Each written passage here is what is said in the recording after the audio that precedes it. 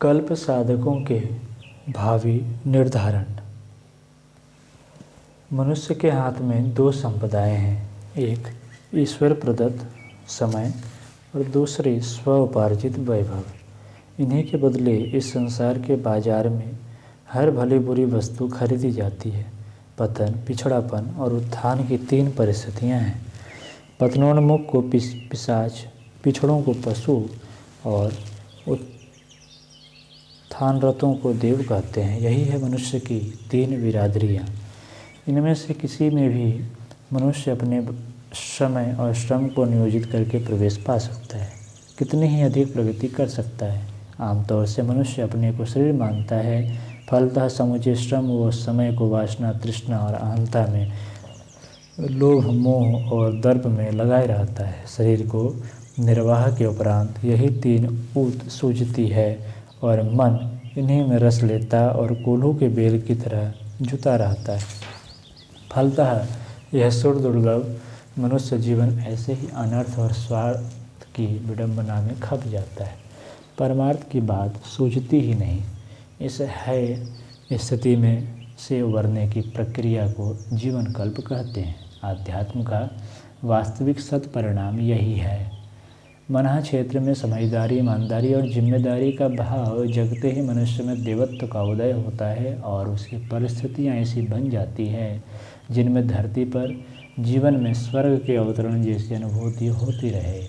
इसके लिए परिवर्तन इतना ही करना होता है कि सुख सुविधा के निमित्त संपदा बटोरने की ललक बदलकर आत्म सुधार का, पुण्य और लोक मंगल का परमार्थ क्रम अपनाना पड़ता है।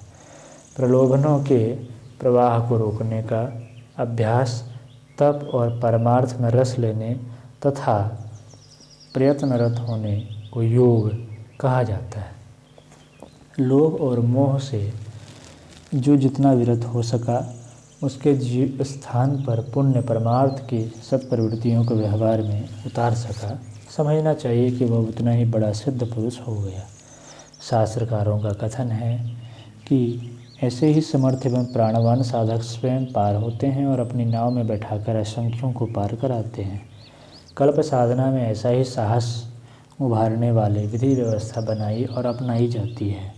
इन दिनों विगत के परिमार्जन और भविष्य के निर्धारण का ही चिंतन मनन अंतर्मुखी होकर करते रहना चाहिए। महान परिवर्तन की तैयारी इसी रूप में होती है कि चिंतन में उत्कृष्टता और व्यवहार में आदर्शवादिता का अधिकाधिक समावेश करने का ताना बाना बुना और ढांचा खड़ा किया जाए। कल्प साधकों को अपने अंतः क्षेत्र में यही समुद्र मंथन करना चाहिए और बहुमूल्य रत्न भंडार हस्तगत करके ही वापस लौटना चाहिए।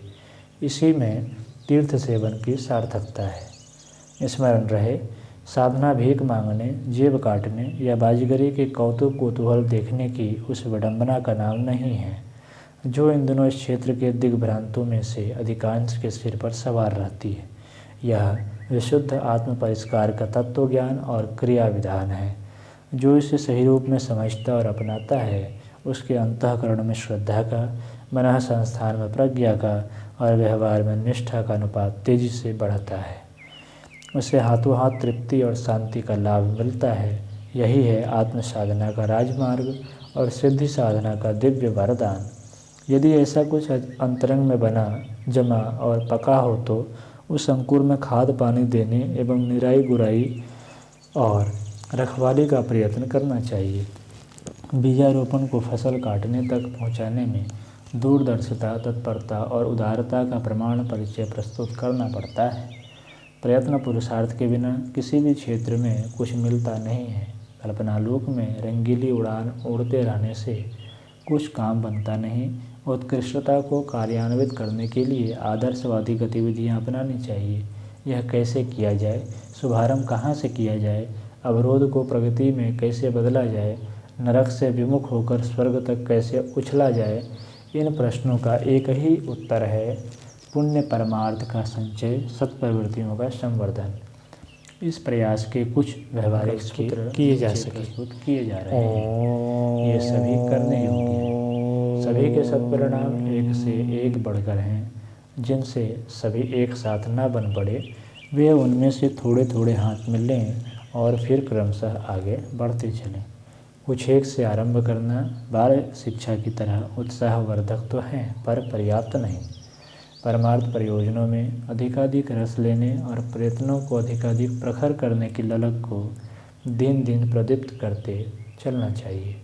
स्वल्प संतोष में आरंभिक श्री गणेश को ही इतिश्री नहीं मान लेना चाहिए। कल्प साधकों को महान परिवर्तन के जिस राजमार्ग पर चलना है, उसके लिए सरल सुलभ कदम निम्न क्रम से उठने चाहिए। पहला, समयदान अंशदान में जितना अधिक उदार साहस जुटा सकें जुटाएं। सभी सत्प्रवृत्तियाँ इसके आधार पर विकसित हो सकती हैं। परमार्थ प्रयोजनों के लिए जो न समय निकालते हैं और न साधनों का कोई अंश प्रस्तुत करते हैं, उनका जप ध्यान मात्र चिन्ह पूजा है। हर सच्चे साधक को समय का एक भाग और उपार्जन का एक अंश निश्चित रूप से परमार्थ के लिए निकालना चाहिए। 22 घंटे आजीविका निर्वाह के लिए लगाना पर्याप्त समझा जाए। न्यूनतम 2-4 घंटे तो आत्मकल्याण के लिए लगे ही। महीने में 1 दिन की आजीविका निकालते रहने का नियम संकल्प तो सधे ही। इससे कम में काम चलने वाला नहीं है। जो समय नहीं दे सकते किंतु आर्थिक दृष्टि से सुखी हैं, वे समय दान के बदले धन देकर भी दूसरों का समय खरीद सकते हैं। इन दिनों प्रज्ञा अभियान में संलग्न होने के लिए हजारों प्रज्ञापुत्र मचल रहे हैं, पर निर्वाह साधन न जुट पाने के कारण मन महसूस कर बैठे हैं। यदि अंशदान की सुविधा जुट सके तो युगांतरीय चेतना को देखते देखते गगनचुंबी बनाया जा सकता है। इस ऐतिहासिक वेला में भावनाशीलों को अपना अनुदान बढ़ी चढ़ी, अनुकरणीय एवं अभिनंदनीय मात्रा तक पहुंचाने का प्रयत्न करना चाहिए। दूसरा है आत्मिक प्रगति के लिए उपासनात्मक साधना की नितांत आवश्यकता। सर्वोत्तम एवं सर्वसुलभ साधना प्रज्ञा योग की है। इसके लिए आधा घंटा समय नियमित रूप से निकाला जाए। गुरुवार या रविवार को उपवास, ब्रह्मचर्य, मौन एवं शक्ति संचार की विशिष्ट साधना को पूरा महत्व दिया जाए। युग संधि की अवधि में अदृश्य वातावरण के संशोधन के लिए युग पुरस्करण चल रहा है। इसमें प्रातः ठीक सूर्योदय के समय 5 मिनट मानसिक जप और सविता के प्रकाश का ध्यान करना होता है। इतने भर में इस अनुष्ठान की भागीदारी निभ जाती है।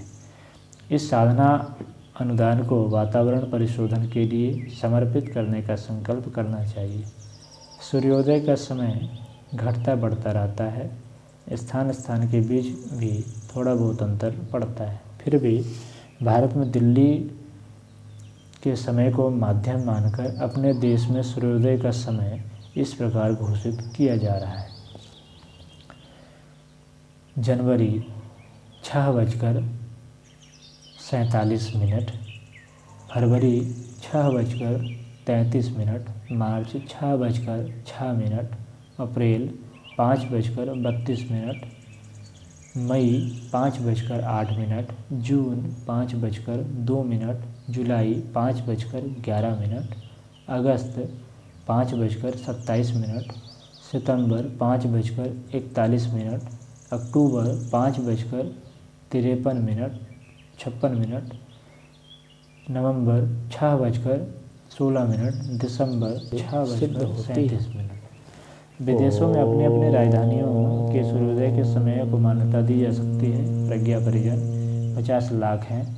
प्रत्येक के द्वारा 5 मिनट एक समय एक उद्देश्य के लिए की गई वरिष्ठ साधना का स्तर भी ऊंचा रहता है और संयुक्त संख्या भी 60 करोड़ प्रतिदिन हो जाती है। इसे स्वयं तो करना ही चाहिए, प्रभाव क्षेत्र के दूसरे परिजनों को भी सम्मिलित करना चाहिए। समय सूचना के लिए घंटी शंख बजाकर उस क्षेत्र के लोगों को स्मरण दिलाने का उपक्रम चल सकता है।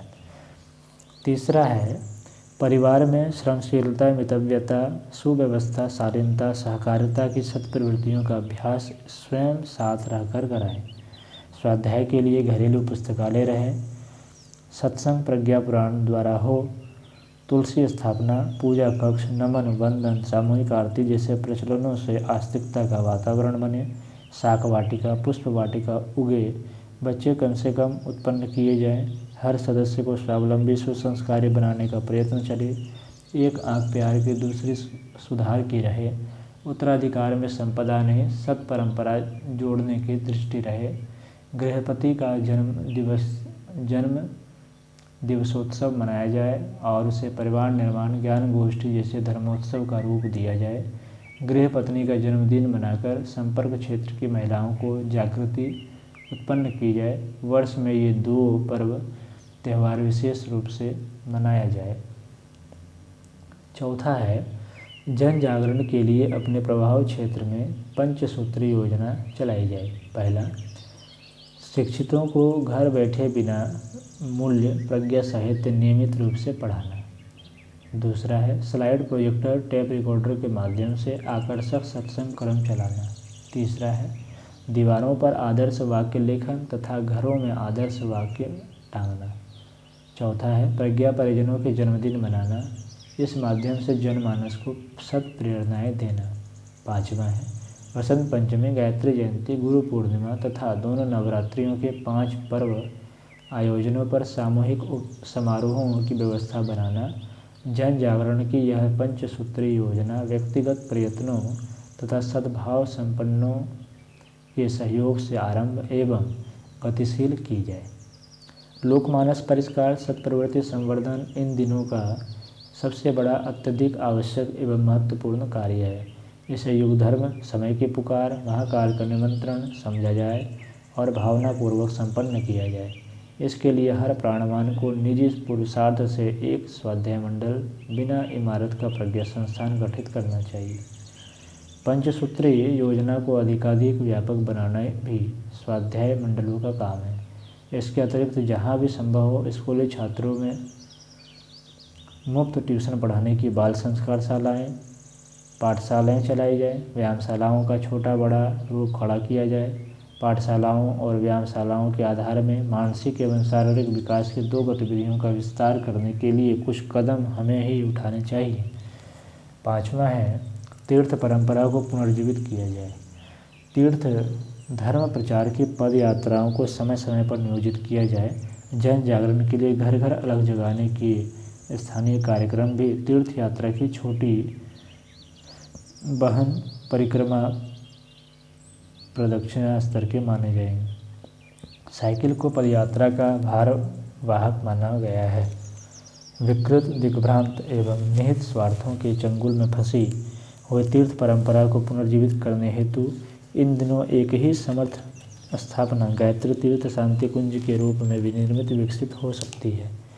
हर किसी का प्रयत्न होना चाहिए कि अधिकाधिक लोगों को उसके संपर्क में आने के लिए प्रोत्साहित किया जाए। 1 महीने की कल्प साधना सत्र, 10 दिन की मिनी कल्प सत्र, 4 दिन के तीर्थ सेवन सत्र चलते हैं। इसमें आवेदन भेजकर स्वीकृति प्रदान करने वालों को ही प्रवेश मिलता है। तीर्थ का सच्चा स्वरूप देखने की दृष्टि से कोई भी व्यक्ति प्रातः 10 से 5 बजे के बीच यहाँ पहुँच सकता है और एक ऐसी स्थापना देख सकता है जिससे धर्म धारणा को उपयुक्त परिपोषण मिल सके। उत्तराखंड यात्रा के लिए जाने वाले प्रायः यहाँ नमन वंदन करके आशीर्वाद लेकर के ही आगे जाने में यात्रा को निर्विघ्न संपन्न होने की बात सोचने लगे हैं। जन्मदिन मनाने, विवाह की सफलता के निमित्त प्रोत्साहन पाने, बच्चों के जन्मदिन, नामकरण, अन्नप्राशन, मुंडन, विद्यारंभ, दीक्षा, यज्ञोपवीत कराने के लिए जैसे तीर्थों में पहुँचने की बात सोची जाती है उसमें शांति कुंज की उपयुक्तता सर्वोपरि है। बड़ों के विवाह दिवसोत्सव एवं वानप्रस्थ संस्कार भी यहाँ होते हैं और पितरों के श्राद्ध तर्पण का विधि विधान भी सरल, संक्षिप्त किंतु शास्त्रोक्त विधि से संपन्न करा दिया जाता है। बिना दहेज और बिना खर्च प्रदर्शन के विवाहों का प्रचलन प्रज्ञा परिवार से आरंभ होना चाहिए। इसके लिए शांति कुंज में विशेष व्यवस्था की गई है। कम खर्च में आदर्श विवाह किस तरह संपन्न हो सकते हैं तथा आदर्श गृहस्थ की स्थापना का आधार किस तरह खड़ा किया जा सकता है और उसकी विधिवत व्यवस्था इस कार्यशाला में सम्मिलित की गई है। उपर्युक्त प्रयोजनों के लिए तथा तीर्थ सेवन की साधना के लिए अधिकाधिक लोग शांति कुंज गायत्री तीर्थ में पहुँचें और उस छोटे संपर्क से भी भाव श्रद्धा को प्रदीप्त करके लौटें। इसके लिए आवश्यक है कि अपरिचितों को परिचित कराया जाए और परिचितों को संपर्क लाभ लेने के लिए प्रोत्साहित किया जाए।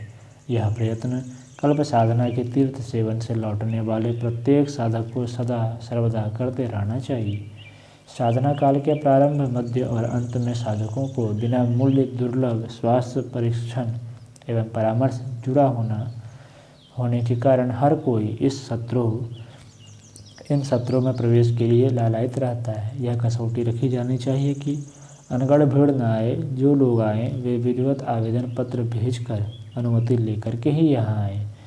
कल्प साधना के दिनों उपयुक्त प्रयोजन के लिए किस प्रकार क्या प्रयत्न लौटते ही अपनाना चाहिए और उस शुभारंभ को किस क्रम में आगे बढ़ाया जाए, इसकी सुनिश्चित दिशाधारा परिपक्व करके वापस लौटना चाहिए। निर्धारकों को साधना यज्ञ की पूर्णाहुति श्रद्धांजलि के रूप में लिखित संकल्प योग देवता की झोली में प्रस्तुत करने चाहिए।